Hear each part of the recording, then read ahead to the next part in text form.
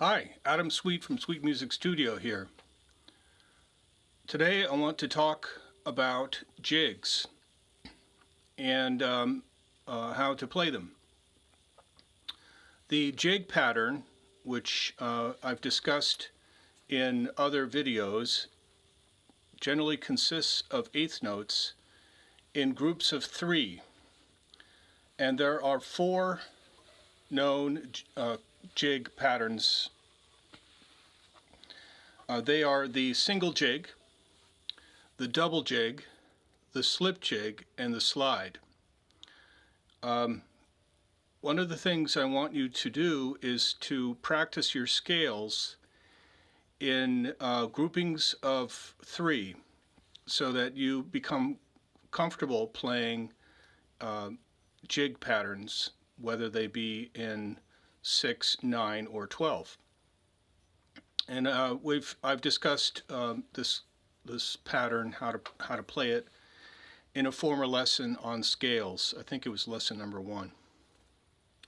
So once you're comfortable playing in this 3-note jig pattern, then it will be relatively simple for you to pick up the jig patterns of new jigs.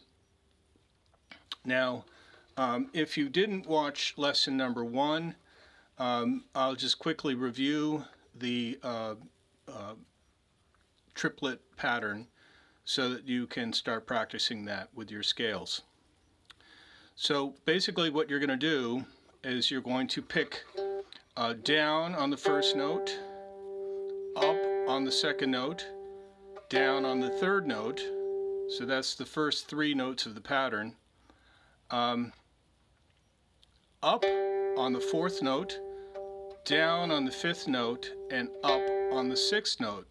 So that's the second grouping of 3 notes. And you're going to put a little pulse on the first note of each set of 3. So it sounds like this.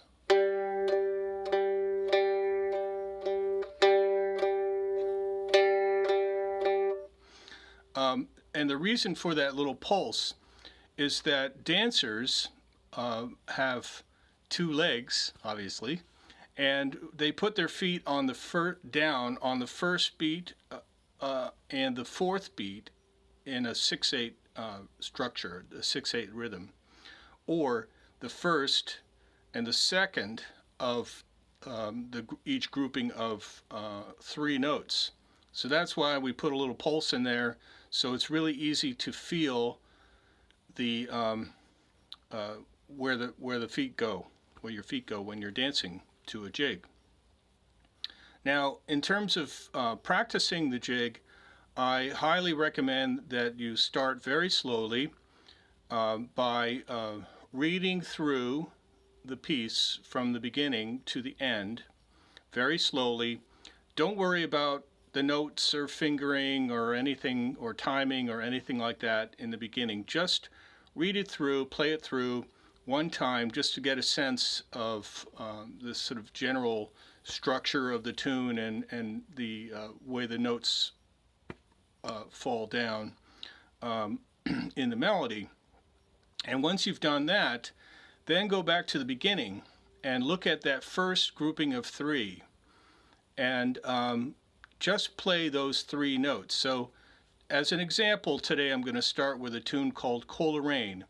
Now, if you have the Fiddler's Fake Book by Dan Brody, I think that's the name, you can find it on Amazon, or if you're local and you go to Downtown Sounds in Northampton or the Fretted Instrument Workshop in Amherst, you should be able to find the book. It's called the Fiddler's Fake Book by Dan Brody.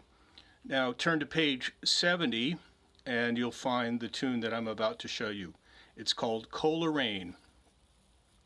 So the first note, not including the pickup, the first note of the tune is E, which is first finger on the 2nd fret. Whoops, sorry. That was not an E, that was an A. So here we go. The second note is an A, and the third note is an A. So what I want you to do is to practice the pattern I taught you that you're practicing with your scales, which is down, up, down for those three notes. And just like with your scales, I don't want you brushing across the strings, taking in two at once. Rather, I'd prefer that you play the top string on the downstroke and the bottom string on the upstroke. That way the notes are very clear and have a bell-like tone, which is really beautiful as far as I'm concerned. So I'll play that again.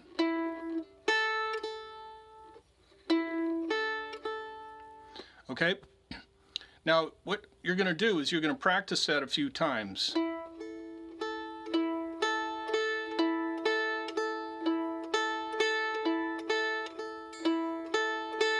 Until you're comfortable with it and you don't have to look at your fingers.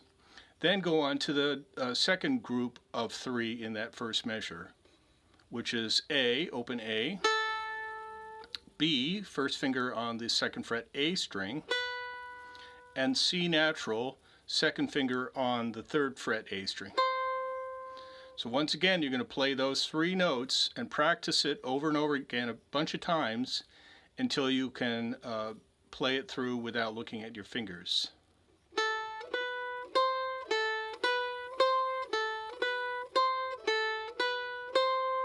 Okay, now if you're comfortable with that, go back and add the first three notes and play the whole measure.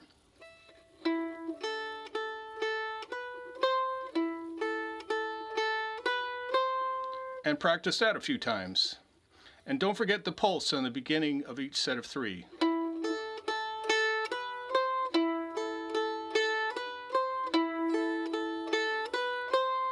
Now, one thing I want to point out, and this is something I've discussed in previous videos, but it's very important. Whenever you have the opportunity to, I want you to leave your first finger down in this case, on the second fret. I've discussed the reasons why in other videos, but just to remind you that your first finger is your anchor or your reference point for the first position. And when you're in first position, or the third position when you're in third, or the fourth position when you're in fourth, and so on. So you just need to get in the habit of keeping your fingers down, at least keeping your first finger down, even if you're not using it. So that first measure sounds like this. Okay? Now the second measure starts on the first finger on the second fret with a B, and then open E, and E again.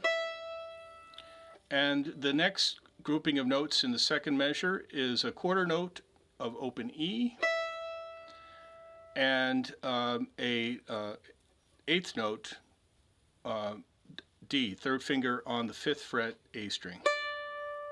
And it sounds like this.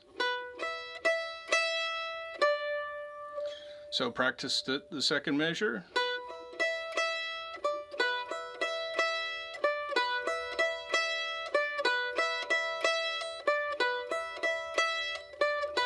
Now if you'll notice, I'm doing a double up on the E quarter note to the D, and that's because if there were three notes in that grouping, then the second note would be a downstroke. And the reason why I'm doing a double up is to get to a downstroke on the following measure. You always want to have a downstroke on a measure if you can. You're not always going to be able to do it, but if you can coordinate your picking strokes so that you can come around to a downstroke with the natural down up grouping. So in other words, don't go out of your way to come around to a downstroke, but try to keep it a natural picking progression. The reason why it's good to have a downstroke on the beginning of the measure is the downstroke is always the firmest, most confident, most clearest stroke of any note in the process, and the dancers will hear that more clearly and will have the confidence that you know what you're doing. Okay, third measure starts on a C, and then B, A, and the next group, A, B, C. So it goes. Okay, once again, you're going to practice that a whole bunch of times. And then go back to the beginning and play all three, or practice all three.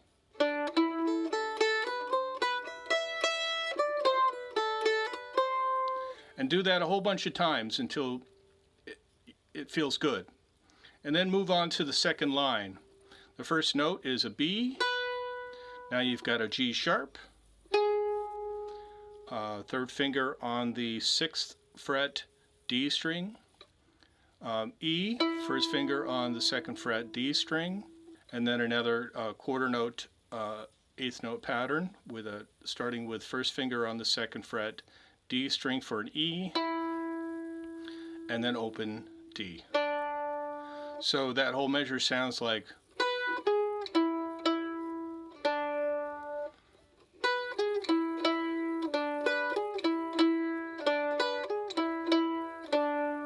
Okay, now move on to the next measure, which is first finger on the D string E, 2 open A's, open A, B, C. So once again, this is a repeat of the first line, and you're going to find that a lot of these tunes have repetitive measures. So that measure again is.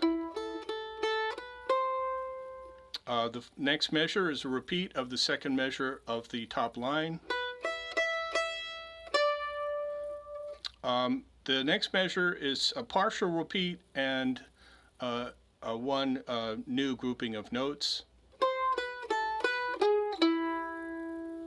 And then the last measure of the first part is open A, quarter note A, 8th note A, and quarter note A, and 8th note D for a pickup. Now, if you're going to go on to the next part, you're going to play it slightly different for the last measure to go into the second part, which would be open A for a dotted quarter note, and open A for a quarter note, and then a B for the pickup to the B part, to the next part. So this is the way it sounds if you're going to go back to the beginning. And with the first measure of the beginning. Right? And here is what it sounds like if you're going to go on to the B part. Okay? Slight variation. Now we're going to learn the B part. So the first measure of the B part is second finger on the 3rd fret A for a C, and that's a quarter note. And then an 8th note, same note. And then the next part is 3 8th notes. They are C, D, C. The next measure we have a B, first finger on the A string, two G's, or two second fingers on the E string, and then a G quarter note. Then we're going to play a G sharp, so just slide your second finger up to that next fret, which is the 4th fret. Okay, so that measure sounds like this. Okay, next measure is 3rd finger on the E string on the 5th fret for an A, open E. 3rd finger on the A string for a D, then 2nd finger for a C, 1st finger for a B, open. So that sounds like. Okay, now the next measure, the 4th measure of the top line of the B part, sounds like this. It's G sharp, B, G sharp, E, F sharp, G. So that measure sounds like. Okay, and once again, you're just going to practice each one of these combinations of notes until you can play them without looking at your fingers, and then move on. The next grouping of notes is A, G sharp, A, and then B, A, B, which sounds like. Then we have C, D, E, and then F natural, E, D. So that measure sounds like. Sorry. Okay, then we have C, B, A,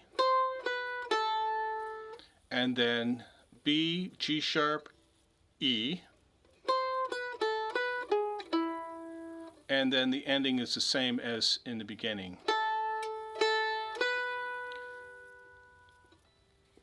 So the whole A part sounds like this.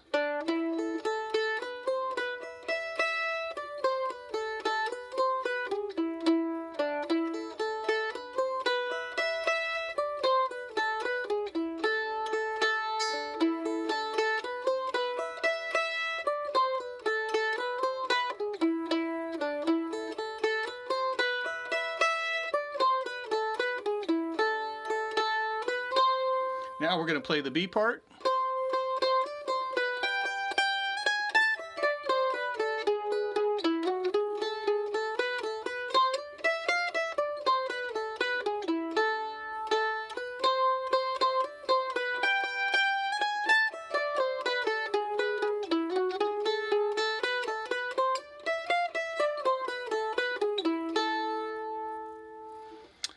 Okay, well that's it. And once again, take it little chunks at a time.